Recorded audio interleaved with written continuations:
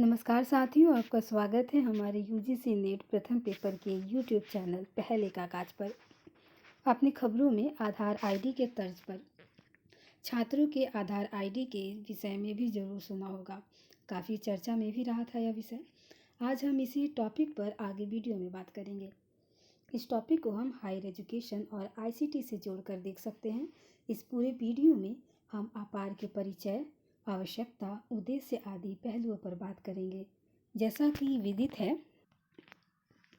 हाल ही में कई राज्य सरकारों ने स्कूलों से विद्यार्थियों के लिए एक नया पहचान पत्र बनाने हेतु उनके माता पिता की सहमति लेने का अनुरोध किया है, जिसे स्वचालित स्थायी शैक्षणिक खाता रजिस्ट्री यानी कि automated permanent academic account registry अपार के रूप में जाना जाता है।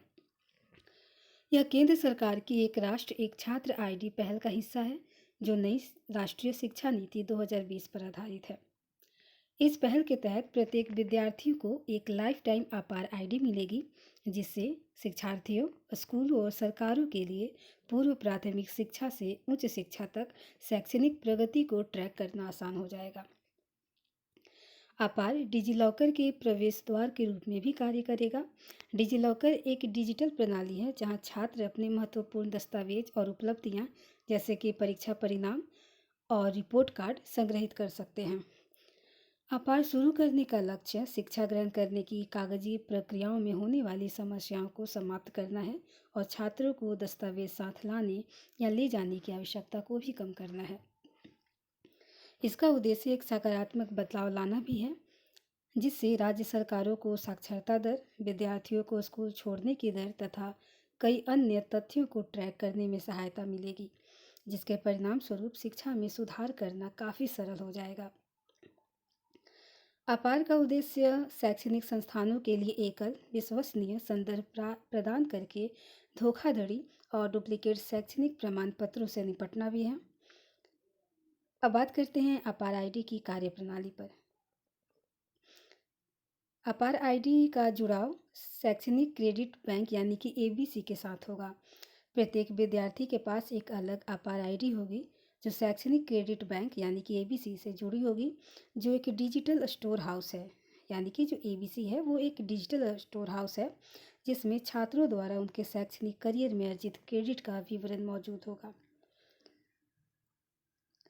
साथ ही यदि छात्र स्कूल बदलता है, चाहे राज्य के भीतर या किसी अन्य राज्य में, एबीसी में उसका सारा डेटा सिर्फ अपार आईडी साझा करने से उसके नए स्कूल में ही ट्रांसफ़र हो सकेगा। छात्रों को दस्तावेज या ट्रांसफ़र सर्टिफिकेट प्रदान करने की आवश्यकता नहीं होगी। अब अपार के लिए नामांकन की प्रक्रिया क्या होगी? तो अपार के लिए पंजीकरण करने के लिए छात्रों के नाम, उम्र, जन्मतिथि, लिंग और तस्वीर सहित बुनियादी जानकारी दर्ज करनी होगी। इस जानकारी को उनके आधार नंबर का उपयोग करके सत्यापित भी किया जाएगा।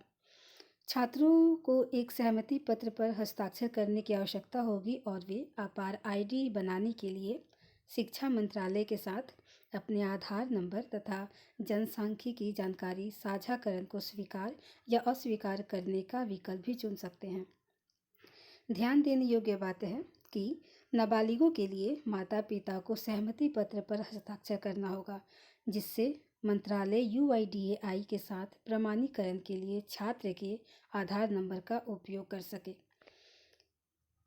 अपार आईडी बनाने के लिए पंजीकरण स्वैच्छिक है, अनिवार्य नहीं है।